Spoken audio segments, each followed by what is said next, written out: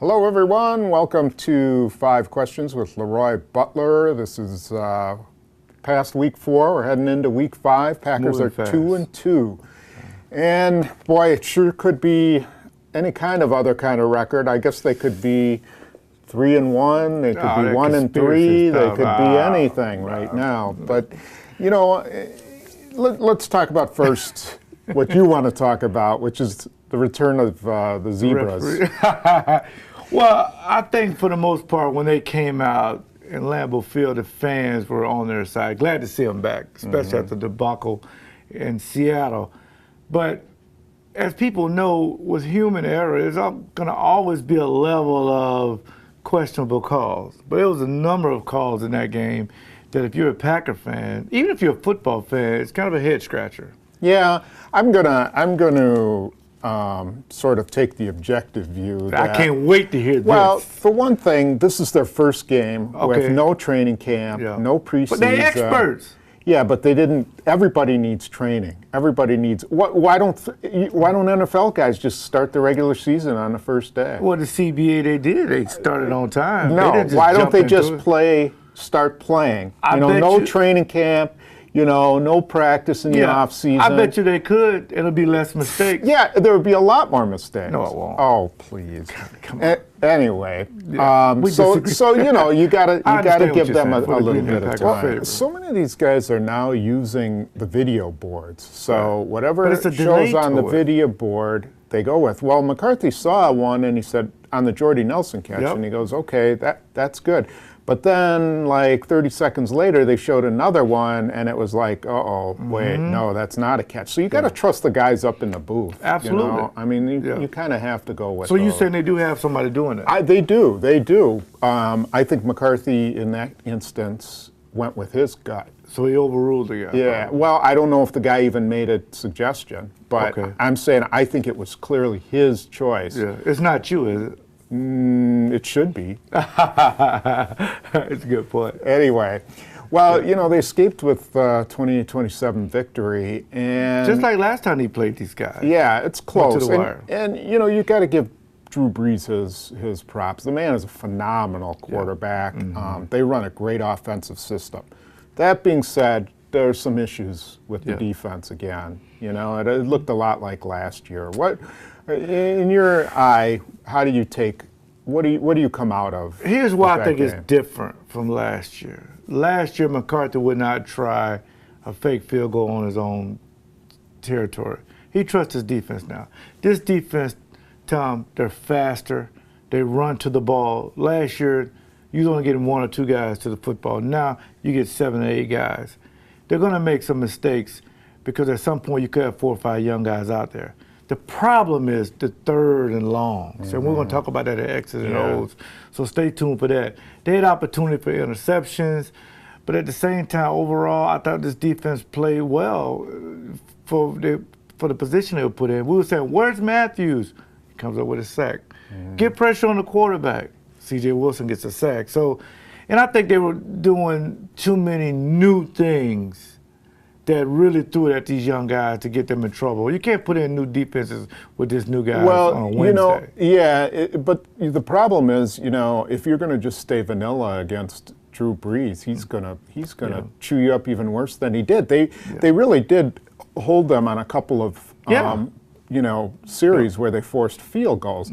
But eventually these guys have to grow up. And I agree. I think one thing, and we'll show this in X's and O's, is that they're a much better man-to-man team than they are a zone team. One reason why I don't think they could play a lot of man against the Saints was because of all those bunch coverages. Yep, that's true. Bunch formations. Yep, bunches when the receivers are really tight. Right, and if you're in man-to-man, what happens? You're going to get rubbed off or picked. Exactly. Right, but I think being vanilla, and when we say vanilla, we're saying something simple, it eliminates the 80-yard touchdowns.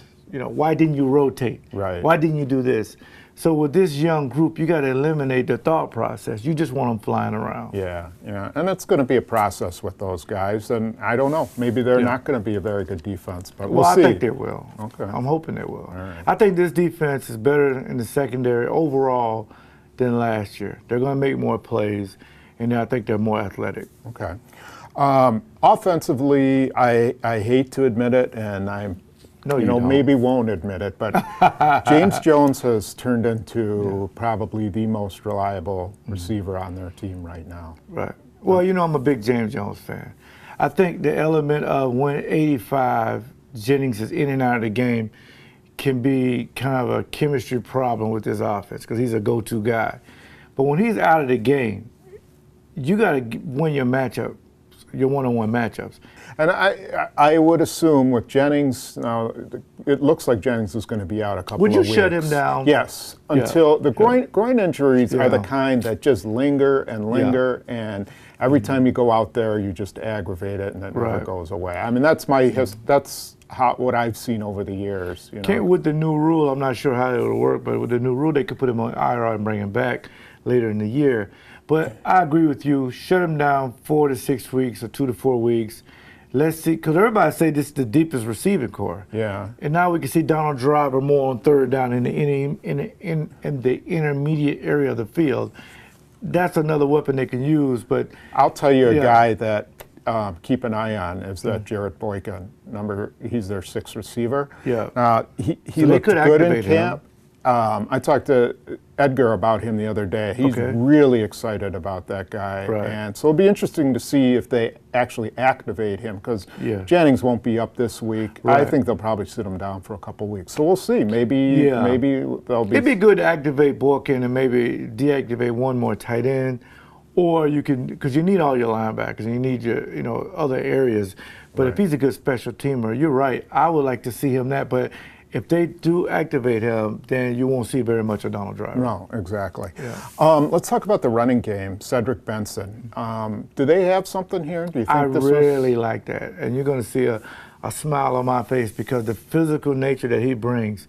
And McCarthy is also brilliant because he added the shuffle pass to the offense with Randall Cobb. And he also threw the ball, to Benson. And if he picks his feet up one more time on a couple of plays, you're looking at big plays. Yeah. That sets up play action. That sets up the sprint option. Everything that number 12, Aaron Rodgers, loves to do. But if this offensive line can just give him at least 2 to 3 yards to first explosion, he can push that power forward for 5 to 6 yards. That's another weapon they got to use because you really don't know what Stockton's going to do, and you don't know what Alex Green is going to do. You got a one-man system right now. Yeah, and this guy is a workhorse. He doesn't mind, playing 60 snaps. And to his credit, he did admit it, and he didn't really know the offense very much out of shotgun. He's used to an eye back, a guy, coon in front of him. He can run and pick his hole and explode through. I really love that. Yeah, he's really, he's sort of, you can see he's melding into the offense a little bit. Okay, Packers are heading for a 3-game road trip. These are fairly unique. I don't think the travel is that ominous because they've got, they're going to Indianapolis, not that far. Houston's a long trip. Yeah, it's kind of sort of. And then St. Louis is a short trip. So I don't think in that way it is, but, mentally, what are the challenges of having to go on the road? Indianapolis defense is terrible, but the Texans and St. Louis defense are up and coming. They fly around. But back to the 3-game road trip. If it was one coach in this league that keeps his guys focused, it's Mike McCarthy. He's so good on the road. I mean, it's shocking to see him lose in Seattle because since he's been here, they've been road warriors. You remember they won 3 games on the road to go to the Super Bowl, and ultimately went to Chicago and destroyed them. Yeah, and I'm a little excited to see Andrew Luck too. I mean, this guy I've watched a little bit of of tape on him, and he is really mature. He's hard to be fooled, but I think for the most part, he is a rookie. Yeah, he does make rookie mistakes. You can look and you can find some interceptions where he's. Reggie Wayne is a very capable receiver. They got some good young tight ends.